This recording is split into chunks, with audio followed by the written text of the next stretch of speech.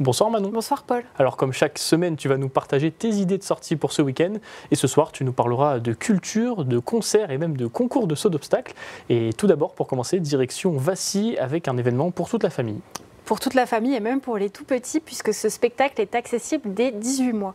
Les frères Bricolos sont de joyeux constructeurs qui inventent des bâtisses à base de briques et de brocs musicales.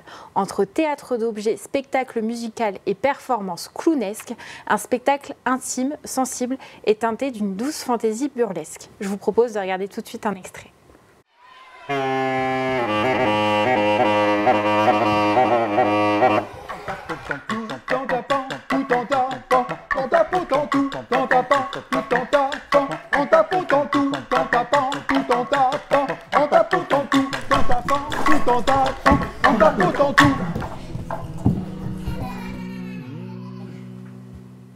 Rendez-vous à la Forgerie de Vassy. Des séances sont prévues à 10h30, 16h et 17h30 ce dimanche 16 mars.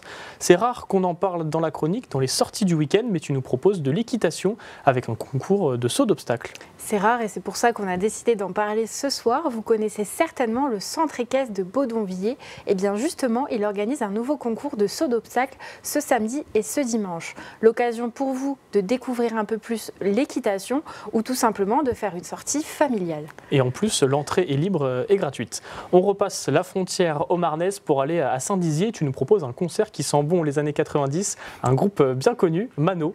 Oui, c'est ça, Paul. Vous avez sûrement déjà fredonné, toi aussi, Paul, la tribu de Dana dans votre jeunesse. Eh bien, le groupe s'invite au fuseau à l'occasion de la Saint-Patrick.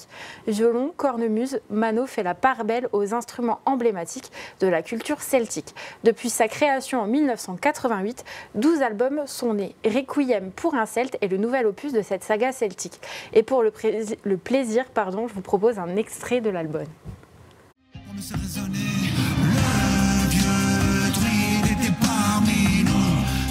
Réveillé, ouais, mais sans tabou, à regarder le monde de tous côtés, mais sans jamais le juger. Le vieux druide était parmi nous. Une ambiance celtique donc au fuseau de Saint-Dizier ce vendredi 14 mars à 20h30. Restons à Haute-Marne, mais pour un événement bien plus calme, puisque tu nous proposes une exposition, Manon. Tout à fait. Depuis janvier 2024, il est possible de découvrir l'histoire médiévale de Chaumont, mais aussi de 9 autres lieux historiques en Haute-Marne. Une quarantaine de panneaux explicatifs avec des anecdotes et des photos ont été accrochés sur les murs des halles de Chaumont. Un reportage de Célia Richard.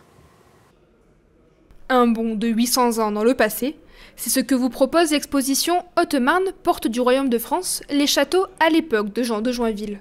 Exposée aux Halles de Chaumont depuis le 25 janvier 2025, elle permet aux visiteurs de redécouvrir l'histoire castrale de la région. Une exposition qui relate l'histoire de 9 sites castraux, donc villes ou châteaux dans le département de la Haute-Marne. Château de Joinville, château de Vignory, évidemment château de Chaumont, ville de Châteauvillain, Saint-Dizier, voilà énormément de sites.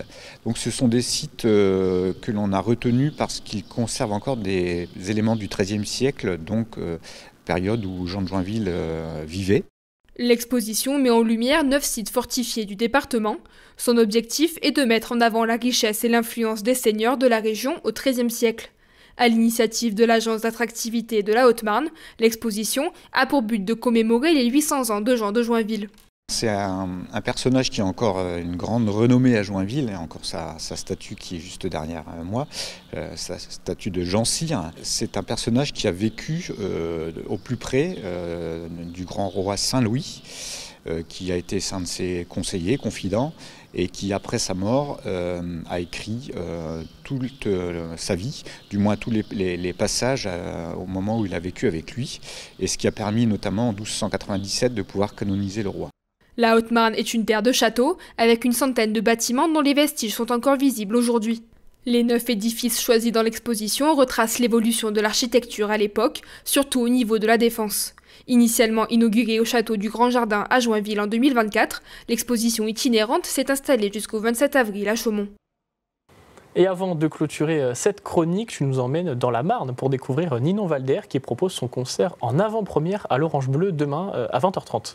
Tout à fait. Ninon désire créer une musique qui rassemble les cœurs et les êtres, qui crée union et ouverture, amour et paix.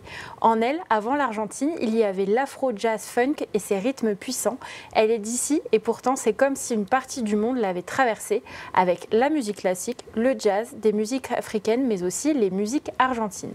C'est ce qu'elle veut explorer pour partager aujourd'hui tous ces métissages avec vous à l'Orange Bleu. Merci Manon pour toutes ces idées de sortie. Et n'oubliez pas, d'autres idées sont à retrouver dans l'agenda et sur notre site internet et notre application. Merci Paul.